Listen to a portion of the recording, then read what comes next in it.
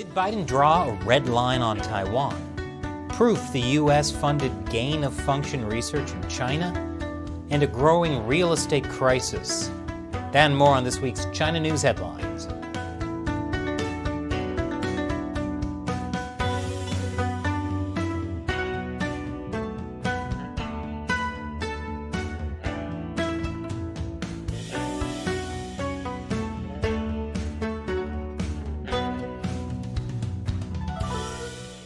Welcome to China Uncensored. I'm Chris Chappell. This episode is sponsored by Surfshark.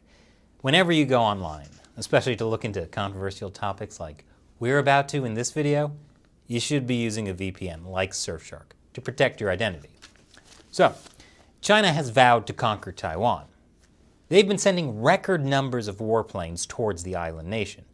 And the Chinese Communist Party has repeatedly said their rule over Taiwan is non-negotiable.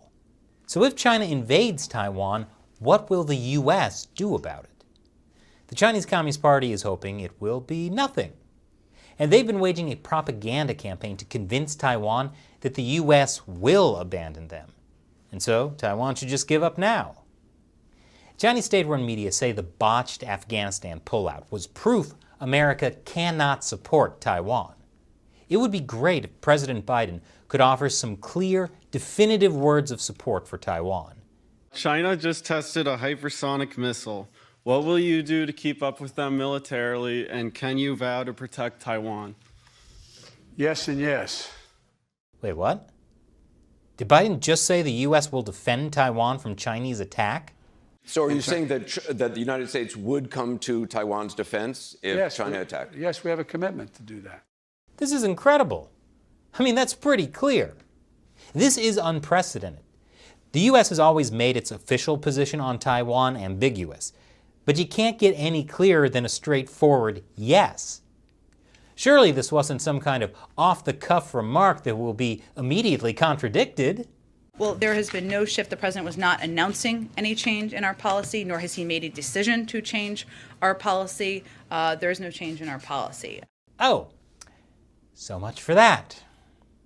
Actually, something like that happened earlier in the year, where Biden, in the heat of the moment, also offered words of support for Taiwan that the White House then immediately walked back. This comes as foreign policy experts in the U.S. and the Asia-Pacific held war games to simulate a Chinese invasion of Taiwan. Specifically, where Chinese troops invade the Taiwanese-controlled Dongsha Islands. Those are in the South China Sea. Based on China's recent military activity, this type of limited aggression could be a precursor to the seizure of other islands near Taiwan or an outright invasion of the democratically governed island, as Beijing seeks to test and prod Washington's resolve to defend Taiwan. This is the War Game Report, the poison frog strategy. And it shows that if the Chinese military is able to take Dongsha and establish a military base there, there's nothing the U.S. can do to expel Chinese forces short of war. The report says the best strategy is deterrence. U.S., Japanese, and other forces need to prevent the takeover from ever happening. Good thing the U.S. is putting out such a resoundingly clear message on Taiwan. Meanwhile, in response to Biden's comments on Taiwan, China says there's no room to compromise. My favorite Chinese state-run media, the Global Times, said the U.S. would humiliate itself. And they're warning European lawmakers against a planned visit to Taiwan. The Chinese Communist Party hates this kind of high-level official visit because it kind of makes it seem like Taiwan is an independent country instead of just another province of China. Which is why the Chinese regime is also so upset about the Taiwanese delegation that just went to Prague. In addition to the Czech Republic, Taiwan's Foreign Minister Joseph Wu is also reportedly visiting Slovakia, Belgium, and Italy this week.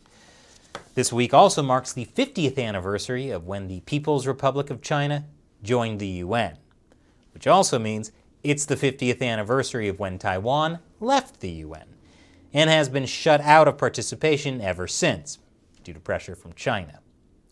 U.S. Secretary of State Antony Blinken earlier this week called for all UN member states to support Taiwan's participation in the UN. As you can imagine, the Chinese Communist Party loved that. But as long as we're talking about sending mixed messages, the party takes the cake. Because despite all these promises of war and aggression, Xi Jinping just told the UN China would always be a builder of world peace and a defender of the international order. Unless, of course, Taiwan joins the UN, which it has absolutely no right to do. Then China's going to start a war. And coming up after the break, what exactly was the US funding at the Wuhan Institute of Virology? Welcome back. Dr. Anthony Fauci, head of the U.S. National Institute of Allergy and Infectious Diseases, which is part of the National Institutes of Health, has again and again denied the U.S. was funding gain-of-function research in China. Gain-of-function means making a virus more contagious or more deadly.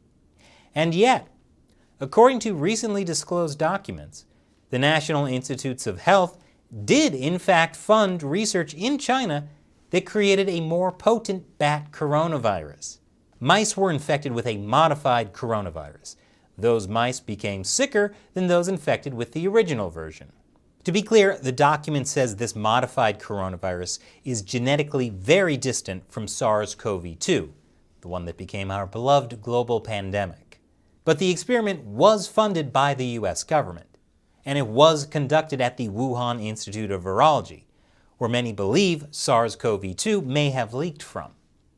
The experiment specifically wanted to see if spike proteins from naturally occurring bat coronaviruses circulating in China were capable of binding to the human ACE2 receptor in a mouse model.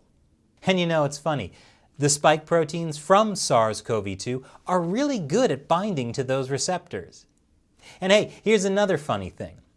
Just as the NIH had to submit these documents to Congress, they removed this definition of gain-of-function research on their website. But we can still see the original since nothing ever truly dies on the internet, unlike all the people who died from the coronavirus. Now Fauci is doubling down, saying it's molecularly impossible that those modified viruses are the same as the pandemic. Originally, Fauci said the pandemic most likely had a natural origin and that the NIH did not fund gain-of-function research. Now, he's saying there's no way the modified bat coronavirus in this NIH-funded study is the same coronavirus as the pandemic coronavirus. And he still denies it included gain-of-function. And then Fauci used that to criticize people who are concerned about the NIH funding gain-of-function research, as if they're just unfairly trying to blame the NIH for COVID-19. But from what I've seen, people who are worried about gain-of-function research aren't saying these are the same coronaviruses. They're worried the NIH is funding gain-of-function research that, makes viruses more dangerous in general. We tried to reach Fauci for comment on this issue, but he was busy moving goalposts. And coming up after the break, China's real estate crisis is getting worse. Welcome back. China's real estate crisis is getting worse, following the Evergrande crisis we talked about last month. Now, another major real estate developer, Modern Land, has failed to pay its debts. With so many real estate companies threatening default, in other words, not being able to pay the people they owe money to, there's concern that foreign investors will suddenly realize how stupid it was to invest in China. Well, good news for stupid foreign investors. Now the Chinese government is saying they want companies to settle foreign debt to protect those firms' reputations, as well as the overall order of the market. That's not to say the foreign debts have been paid. It's just that the Chinese government is publicly telling companies to repay it, and then making sure that gets reported in Western media. So don't worry, I'm sure it will all go smoothly, and then we can triple down on our China investments. Recently, border talks between India and China broke down. Well, now, China's rubber stamp Congress has passed a new border law, and it basically provides a legal justification for what China was already doing. China was calling the villages it was building on disputed territory part of its poverty alleviation scheme. And the new law is all about how China will support economic and social development, as well as opening up in border areas. Oh yeah, I bet China wants to open up border areas. The law also says China can take any measures to combat and safeguard territorial integrity. And speaking of bogus Chinese laws to justify the CCP's authoritarianism, a second person in Hong Kong has been convicted under the national security law. The man's crime? Chanting pro-independence slogans. He faces up to 7 years in prison. The U.S. government has ordered China Telecom to get out of the American market. Yeah, if I'm going to be spied on, I want it to be from an American company, like Amazon's Alexa. I'm not spying on you, Chris. What? Where's that coming from? I didn't install Alexa. I've always been here, Chris. Anyway, the FCC has given the U.S. division of China Telecom 60 days to get out. And can I just say, a Chinese telecom company named China Telecom? I mean, I know they don't exactly reward creative thinking under communism, but come on. An NBA player, Enes Kanter, continues to troll the CCP and the major corporations that do business in China. Last week I told you about Kanter tweeting a video supporting a free Tibet, which resulted in Boston Celtics games getting pulled in China. So did Kanter back off? Nope. He doubled down by tweeting a video about the Uyghur genocide and several pairs of themed sneakers, including a pair showing him holding a severed Winnie the Pooh head basketball. Now there's a guy who goes all in. Kanter also tweeted this lovely message to Nike. But when it comes to China, Nike remains silent. You do not address police brutality in China. You do not speak about discrimination against the LGBTQ community. You do not say a word about the oppression of minorities in China. You are scared to speak up. Who makes your shoes in China? Do you even know? Well, of course they don't know. They don't even want to know. That's why Nike lobbied so hard to stop a bill that might expose ethnic slave labor in Nike's supply chain. But just to drive the message home, Kanter showed up to a game this week wearing these shoes. I wonder how long until the NBA tries to find an excuse to retire Kanter. And this episode is sponsored by Surfshark. When you go online, you should be using a VPN to protect yourself, especially if you're using China Telecom or your mobile phone, or if you want to research what the US government was really funding in Wuhan. And that's why you should use Surfshark.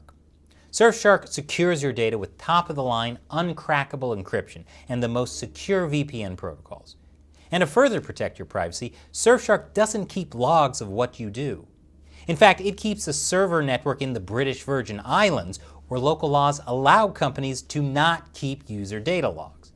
And with one account, you can use Surfshark on your phone, your laptop, and on as many other devices as you want. So try it out with our special deal that includes 83% off a 2-year plan plus 3 extra months for free. Go to surfshark.com/uncensored and use the code uncensored to get their special deal that includes 3 extra months for free. Use the link in the description below. Once again, I'm Chris Chappell. Thanks for watching China Uncensored.